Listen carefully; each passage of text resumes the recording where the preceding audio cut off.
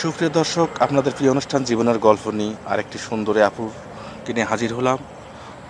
তো সর্বপ্রথমে আপুটার সঙ্গে আমরা পরিচয় হয়নি। আসসালামু আলাইকুম আপু। ওয়ালাইকুম আসসালাম। আপনি কেমন আছেন? আলহামদুলিল্লাহ ভালো আছি। আপু, আপনার নামটা কি? মরিয়ম খাতুন। মরিয়ম খাতুন। আপনি কোথা থেকে আসছেন? কুমিল্লা। কুমিল্লা। কুমিল্লা লাকসাম থেকে। কুমিল্লা লাকসাম থেকে, মানে উপজেলা হচ্ছে লাকসাম। জি। ও আচ্ছা। তো আপু, আপনার বয়সটা কত হবে? এই ধরেন 20। 20। আপনার বাবা মা বেঁচে আছে? না, মারা গেছে। মারা গেছে। আপনি কার কাছে বড় হয়েছেন? আমার নানির কাছে বড় হয়েছে। আপনার নানির কাছে বড় হয়েছেন। আসলে শুনে খুবই কষ্ট পেলাম আপু। আসলে পৃথিবীতে এমন কিছু হৃদয় বিদারক কাহিনী আমরা আসলে ক্যামেরা ধরে মানে নিজেকেই কন্ট্রোল করতে পারি না। আসলে আপনার কথা শুনে খুবই কষ্ট লাগলো যে আপনার বাবা মা মারা গেছে। আপনার বাবা মা কতদিন হয়েছে মারা গেছে? হয়েছে প্রায় 4 বছরের মতো। 4 বছর।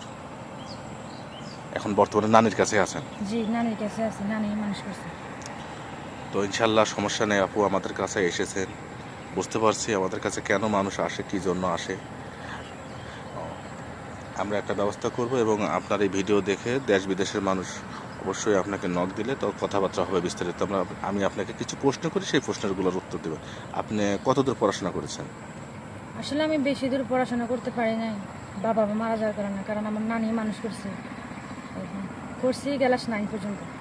9 পর্যন্ত পড়াশোনা। আপনি এসএসসি পরীক্ষা দেন নাই? জি না, কেন দেন নাই? টাকার অভাবে দিতে পারি নাই। টাকা নানি পয়সা। যেহেতু নানি যে আমাকে মানুষ করছে, খাওয়াই, এটাই আল্লাহর কাছে অনেক লাখ লাখ শুকরিয়া। বুঝতে পারছি। আচ্ছা আপু, আপনার কোনো পার্সোনাল ফোন আছে? জি না। আপনার ফোন নেই। আসলে আপু, মানে ফোনটার কথা এই জন্য জিজ্ঞাসা করছি, আপনার এই ভিডিওটা পাবলিশ হওয়ার পর দেশ ও দেশের বাইরে থেকে অনেক মানুষ দেখবে, পাশের কোনো যোগাযোগ করবে সেরকম। আচ্ছা আচ্ছা, বুঝতে পারছি। আসলে আসলে তোমার যে কাহিনী যা শুনলাম, শুনে তো খুবই কষ্ট লাগলো। নিজে মানে এক কথা, ফোনের কথাটা এই জন্য জিজ্ঞাসা করলাম, তোমার ভিডিওটা পাবলিশ হওয়ার পরে দেশ ও দেশের বাইরে থেকে অনেক প্রবাসী ভাইরা হচ্ছে নক করবে, তখন যোগাযোগ করতে চাইবে।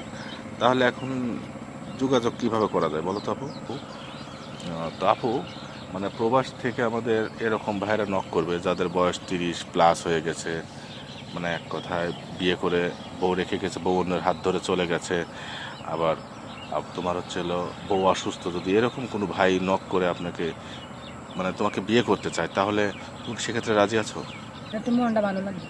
আসলে বুঝতে পারছি আপু, তুমি তো আসলে কোনো সময় ক্যামেরার সামনে দাঁড়াওনি, যার কারণে হচ্ছে এরকম হচ্ছে। কোনো সমস্যা নেই। আসলে ক্যামেরার সামনে না দাঁড়ালে এরকমই হয়, প্রথম প্রথম এরকম সবাই করে। আর তুমি তো জীবনে ক্যামেরার সামনে দাঁড়াওইনি। যাই হোক, সুপ্রিয় দর্শক, আমরা স্ক্রিপ্টটা বেশি বাড়াতে চাচ্ছি না। মানে 2 4 5 10 মিনিটে মানে একটা মানুষের জীবনের গল্প বলে শেষ করা যায় না। সুপ্রিয় দর্শক, ভালো থাকবেন, সুস্থ থাকবেন। আল্লাহ হাফেজ।